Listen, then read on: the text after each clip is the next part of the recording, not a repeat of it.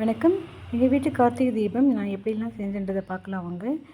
வெளியில் அழகாக மழை பெஞ்சிட்டே இருந்தது. அதனால் அதுக்கப்புறம் பார்த்திங்கன்னா கொஞ்சம் லேசாக தூறல் இருந்தது. அதனால் படிக்கட்டெலாம் பெருக்கி தொடச்சி கோலம்லாம் அழகாக போட்டு அழகாக விளக்கேற்றி வச்சாச்சு. மொத்தம் வந்து 4 படிக்கட்டு. அது மட்டும் இல்லாமல் எல்லாத்துக்கும் ஈச் வந்து 2 வச்சு ஏற்றியாச்சு. நடுவில் வந்து கோலம் போட்டு அதுக்கும் வச்சாச்சு. வாசப்படிக்கும் 2 கோலம் போட்டாச்சு. துளசி மாடத்துக்கும் கோலம் போட்டு அங்கேயும் வந்து விளக்கேற்றி வச்சாச்சு.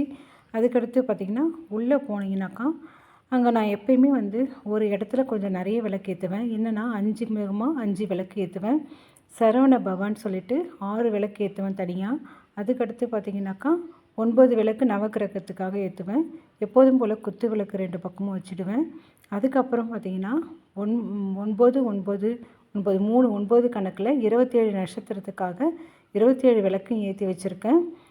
நான் எப்போதும் போல் நம்ம வந்து குத்து விளக்குக்கு நல்லா அழகாக அலங்காரம் பண்ணி வச்சுருக்கேன். அன்றைக்கி நெய்வேத்தியமாக வந்து தேங்காய் வெத்தலை பாக்குலாம் உடச்சி வச்சுட்டு அதுக்கப்புறம் பார்த்திங்கன்னா தினமாவில் தான் இங்கே வந்து விளக்கேற்றுவாங்க.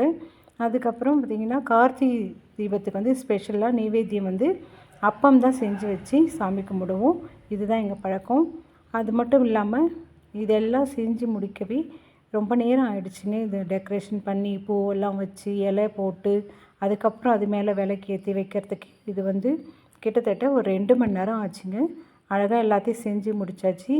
இந்த மாதிரி நம்ம விளக்குகளை இது மட்டும் இல்லாமல் வீட்டுக்குள்ளாரையும் ஒரு ரூமுக்காக நம்ம வந்து பெட்ரூமில் அதுக்கடுத்து வந்து சாப்பிட்ற இடம் கிச்சனில் பின்னாடி வந்து அதுக்கும் விளக்கேற்றி உப்பு இருக்கிற இடத்துல குப்பை இருக்கிற இடத்துல அதுக்கப்புறம் வந்து ஈபி இருக்கிற இடத்துல எல்லாத்துலேயும் ஒரு விளக்கு ஏற்றி வச்சாச்சு. நம்ம வந்து விளக்கேற்றும் போது மங்கள பொருளாம் விளக்குதுவே என்ற பாட்டை நம்ம பாடி ஏற்றினா ரொம்ப விசேஷமானது. நான் அப்படி தான் ஏற்றினேன். இதுதாங்க எங்கள் வீட்டு கார்த்திகை தீப பூஜை. இப்படி தான் நான் செஞ்சு முடித்தேன். மனசுக்கு ரொம்ப நிறைவாக இருந்தது. கடைசி நேரத்தில் மழையை நின்றுடுச்சு. தேங்க்யூ.